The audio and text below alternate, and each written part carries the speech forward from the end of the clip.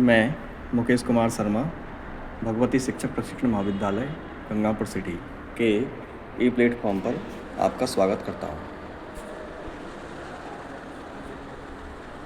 आज हम DLED प्रथम वर्ष शिक्षा के उद्देश्य में महात्मा गांधी के जीवन परिचय का विस्तार से अध्ययन करेंगे। महात्मा गांधी का जीवन परिचय। महात्मा गांधी का जन्म 2 अक्टूबर 1869 को काठियावाड़ के पोरबंदर नामक नगर में हुआ।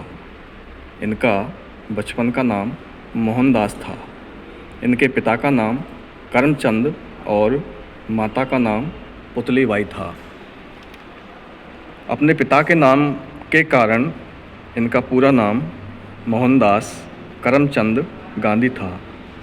इनके पिता राजकोट के दीवान थे और धार्मिक प्रवृत्ति के थे। इनकी माता भी अति धर्मनिष्ठ थी। गांधी जी पर इनकी माता का अत्यधिक प्रभाव पड़ा। गांधी जी की प्रारंभिक शिक्षा राजकोट में ही हुई और 13 वर्ष की अल्पायु में ही कस्तूरबा नामक लड़की से इनकी शादी कर दी गई। शादी के दूसरे वर्ष पश्चात इन्होंने मैट्रिक की परीक्षा पास की। मैट्रिक परीक्षा पास करने के पश्चात इनको उच्च शिक्षा हेतु इंग्लैंड भेजा गया और 1891 ईस्वी में गांधी जी इंग्लैंड से वकालत पास कर स्वदेश लौट आए। गांधी जी ने राजकोट में वकालत प्रारंभ की, किंतु इन्हें सफलता नहीं मिली और 2 वर्ष पश्चात 1893 में एक मुकदमे के सिलसिले में दक्षिण अफ्रीका चले गए।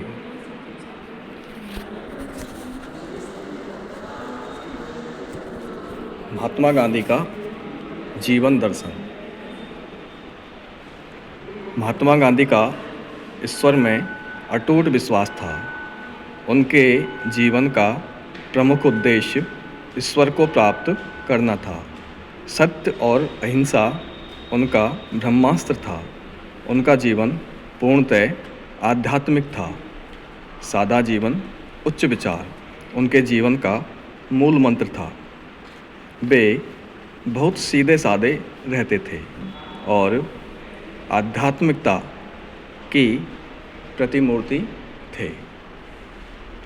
शरीर से कृशकाय एवं दुर्बल थे, किंतु कार्य करने की असीम शक्ति रखते थे और अन्याय का प्रतिरोध पूर्णतः नैतिक और आध्यात्मिक बल से करते थे। गांधी जी की धर्म में असीम आस्था थी। वे सब धर्मों को समान रूप से देखते थे। धार्मिक दृष्टि से सबको समान समझते थे।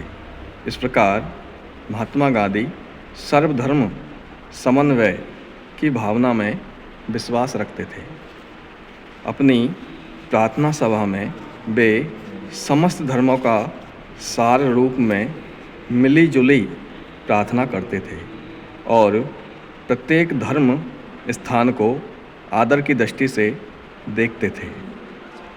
गांधी जी की निम्नलिखित प्रार्थना से उनकी धार्मिक विचारधारा स्वतः ही स्पष्ट हो जाती है। रघुपति राघव राजा राम, पतित पावन सीताराम।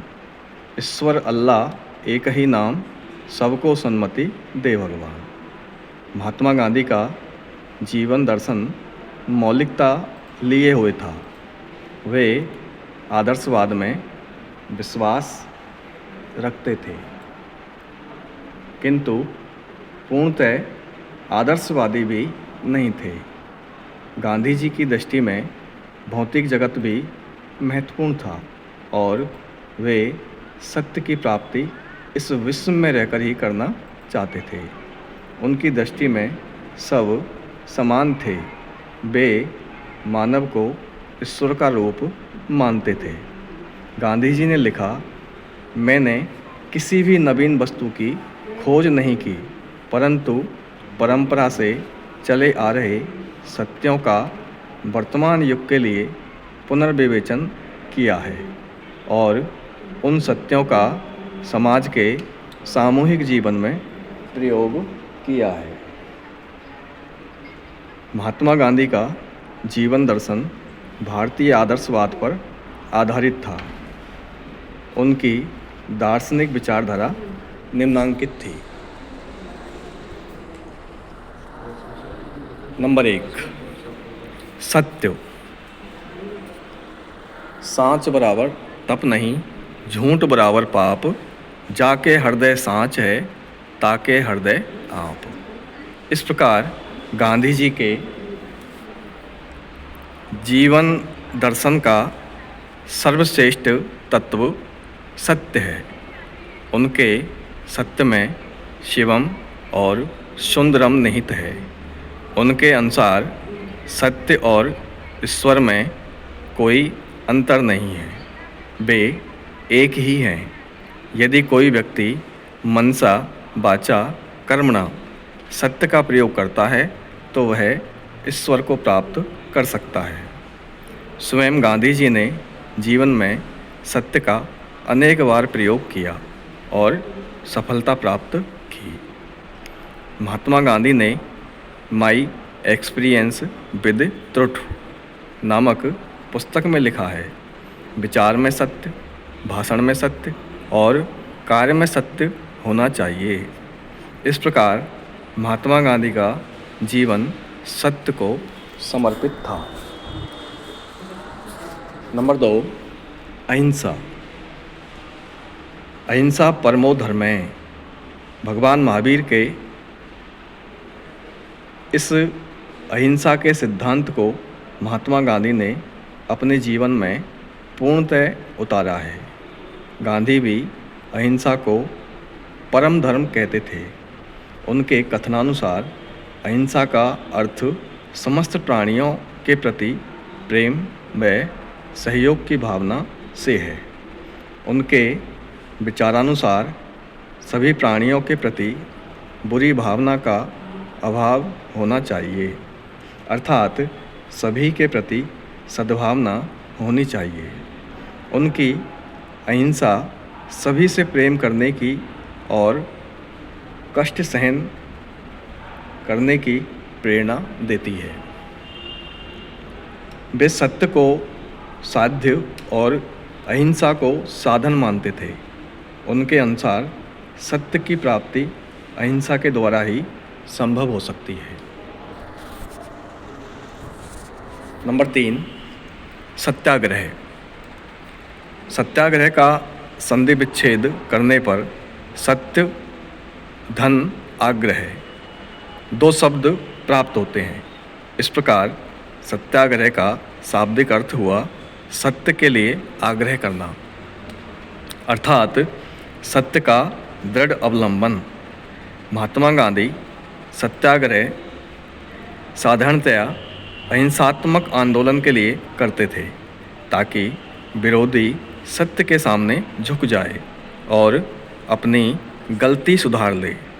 इस प्रकार सत्याग्रह का प्रयोग गांधी जी विरोधी को कष्ट देकर नहीं, वरन स्वयं को कष्ट देकर सत्य का समर्थन करते थे। गांधी जी का कहना है कि बिना बल प्रयोग के अपनी बात पर अटल रहकर जनमत को प्रभावित करके साध्य की प्राप्ति की जा सकती है। गांधी जी के लिए सत्याग्रह एक प्रकार की युक्ति थी, जिसका प्रयोग वे सामाजिक एवं राजनीतिक अवगुणों को दूर करने के लिए करते थे। नंबर 4, निर्भीकता। गांधी जी के अनुसार सत्य एवं अहिंसा के लिए निर्भीकता आवश्यक है।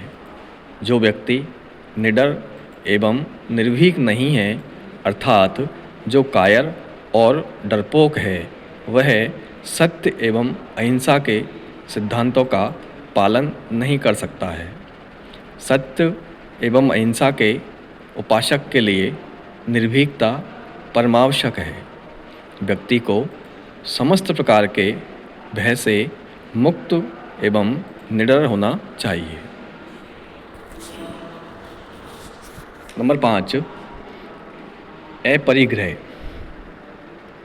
महात्मा गांधी त्याग और अपरिग्रह की प्रतिमूर्ति थे। उन्होंने त्याग और अपरिग्रह पर अत्यधिक बल दिया। लंगोटी, चादर, लौकटी ही उनका सर्वस्व था। इतने महापुरुष होते हुए भी परिग्रह को उन्होंने अपने जीवन में कोई स्थान नहीं दिया। बुद्ध के अनुसार तृष्णा ही दुख का कारण है। महात्मा गांधी परिग्रह से दूर रहे और अपने जीवन में अपरिग्रह को सर्वोच्च स्थान दिया। नंबर 6, धर्म में आस्था। महात्मा गांधी के जीवन में धर्म का महत्वपूर्ण स्थान था। उन्होंने हरिजन नामक पत्रिका में लिखा, धर्महीन जीवन बिना पतवार की नाव के समान है। मनुष्य बिना धर्म के इस संसार रूपी समुद्र में हिचकोले खाता फिरेगा और अपने उद्देश्य को प्राप्त नहीं कर सकेगा। इस प्रकार महात्मा गांधी ने अपने जीवन में धर्म को सर्वोपरि स्थान दिया, किंतु उनका धर्म मानव धर्म था, जो वे मनुष्य मात्र की सेवा कर प्राप्त करते थे।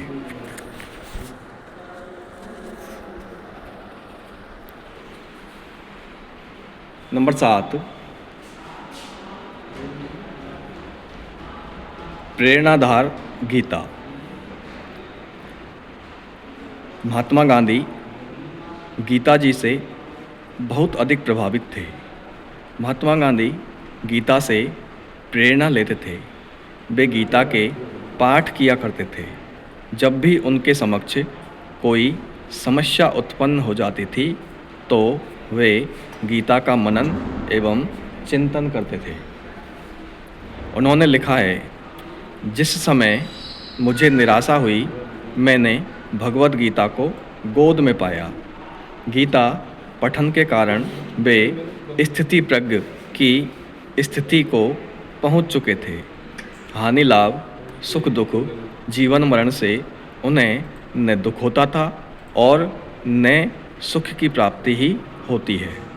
इस प्रकार स्थिति को स्थिर रखते हुए वे गीता के दूसरे अध्याय में वर्णित स्थिति प्रज्ञ का पाठ किया करते थे।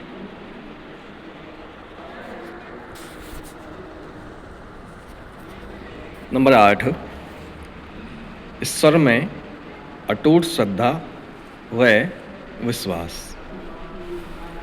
महात्मा गांधी आस्तिक थे। वे ईश्वर में अटूट श्रद्धा एवं विश्वास रखते थे। ईश्वर ही उनका जीवनाधार था। उनकी दिनचर्या ईश्वर प्रार्थना से ही प्रारंभ होती थी।